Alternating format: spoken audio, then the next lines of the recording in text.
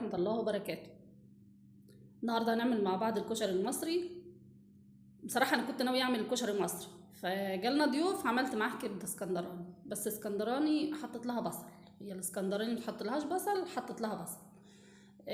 كمية البصل دي يعني كمية البصل زي ما انت عايزة أو على حسب الكمية اللي هتعمليها. تقطعيه شرايح وتحطي عليه معلقة صغيرة ملح، معلقتين كبار دقيق، وتفرفتيه كده أو تعمليه بإيديكي. وده العدس بجبة، يا تنقعيه وتسلقيه يا تعملي زي ما انا عملت كده. انا بحطه ياخد غلوة على النار واطفي عليه وارجع بعد شوية اولع عليه تاني، ما بياخدش غلوتين 3 يكون استوى. هنا بقى شوية الزيت اللي حطيناهم دول، حطينا فيهم البصل يتحمر. الزيت ده هو اللي هنعمل بيه الكشري، وده سر الطعم بصراحة، بيغير طعم الكشري، بيخلي طعمه جميل. طعم البصل بينزل في الزيت بيعمل طعم في كله يعني. حطيت البصل يتحمر، وحطينا هنا ميه للمكرونه، حطينا فيها شويه ملح كده. شايفين العدس استوى اهو، حطيت عليه شويه ملح برضو، ظبطت الملح بتاعه وكده هركنه خلاص. البصل اتحمر، هنشيل البصل نطلعه من الزيت على مناديل كده ولا حاجه، علشان لو في اي نسبه زيت المناديل دي تشربها يبقى خالي من الدهون، او يعني نقلل الدهون على قد ما نقدر. الزيت اهو زي ما انتم شايفين. معانا بقى المكرونه، الميه غليت. المكرونه 3 انواع، سباكيتي واللي هي اللي عامله زي الهلال دي، والتانية المقصوصه الصغيره. اي انواع مكرونه عندك ممكن تعمليها، المهم زودي كميه المكرونه شويه عشان دي بتخلي الكشري حاجه تانية. شويه الزيت اللي حطيناهم دول، حمر فيهم الشعريه وكميه الرز والشعريه برضو. على كل حاجه هتعمليها على حسب الكميه اللي انت بتعمليها، اقل كميات بتعمل كتير. دول كوبايتين رز، وده حوالي كوبايه من الشعريه. حمرنا الشعريه طبعا وحطينا عليها الرز مغسول، وهنحط الميه دلوقتي ونحط عليه الملح بتاعه كده. الرز هنسيبه يستوي خلاص. المكرونه هناك اهي بتتسلق، كل شويه نقلبها، والمكرونه وهي بتتسلق ما تتغطاش، بتسيبيها مكشوفه، كل شويه تقلبيها عشان ما تلزقش في بعضها، وعشان السباكيتي تبقى كلها مفرفطه كده. خلاص المكرونه اتسلقت، صفيناها ونحط عليها معلقتين من الزيت اللي احنا عملنا فيه البصل، ونقلبها كويس وهنغطي عليها ونسيبها.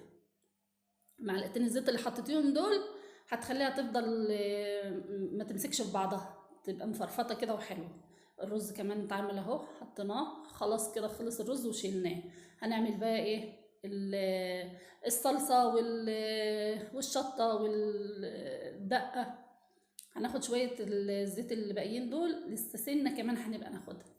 ادي شويه الزيت دول هنحط فيهم حته من من التوم ده حطينا عليه معلقتين كمون وبس، معلقتين كمون وقلبناه في بعضه. لو عايزين تحطوا كزبره حطوا. معاكي بقى كميه الطماطم اللي هتعمليها صلصه، تفضيها في الحله وحط عليها الملح اللي يناسبك، ظبط الملح وخلاص كده هنسيبها تتسبك.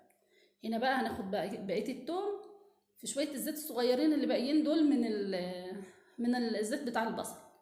مش هنحمر الزيت ولا هنا ولا في الصلصه، احنا هنخليه بس ياخد كام تقليبه كده عم الريحه بتاعته تطلع. هنطفيه بالخل، وبعدين هنحط كميه الميه برضو اللي انت عايزاها، وشويه الملح اللي انت هتظبطي بيهم، وخلاص كده خلص الموضوع. ميه بارده ومش هتسيبيها لما تغلي، انت هتزودي الميه بس على الخل وعلى الثوم والخل. هنا بقى هنعمل الشطه، شويه زيت تانيين. تسيبي الزيت لما يسخن وهتحطي فيه معلقه كبيره من الشطه، او معلقه ونص، او نفس الكميه اللي انت عايزاها. خلي بالك وانت بتعملي الحركه دي بتطلع ريحه فظيعه، عشان الشطه طبعا حاميه خالص، فتخليكي حريصه. لو انت عندك حساسيه ولا كده شوفي تصرفي، البسي كمامه، حطي منديل، عادي عادي بقى.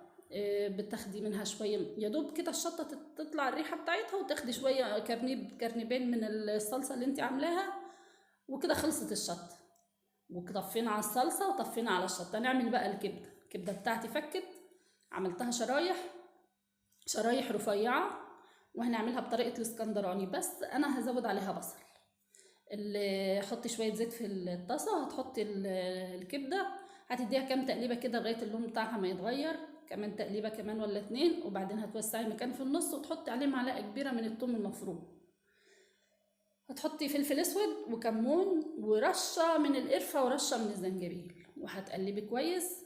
تفضلي تقلبي كل شويه لغايه ما تحس ان هي خلاص دخلت في الاستوى. هتروحي مديها معلقه خل، معلقه كبيره خل، الحته دي ما اتصورتش بس انا قلت لك عليها. هتحطي معلقه كبيره من الخل وتقلبي وتروحي ضايفه لها البصل، كميه البصل اللي انا عملتها ديت، ده نص كيلو من الكبده، والبصل ده بصلتين كبار.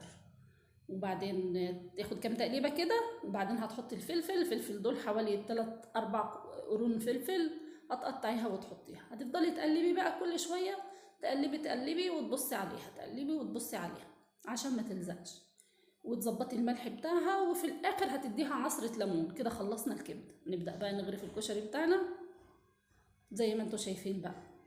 انا ما بحبش احط الصلصه على الكشري، انا بحط ده لوحده وده لوحده، الشطه اللي في البولات المربعه دي، والصلصه اللي في البولات المدوره. وادي الكبده بتاعتنا وادي الكشري.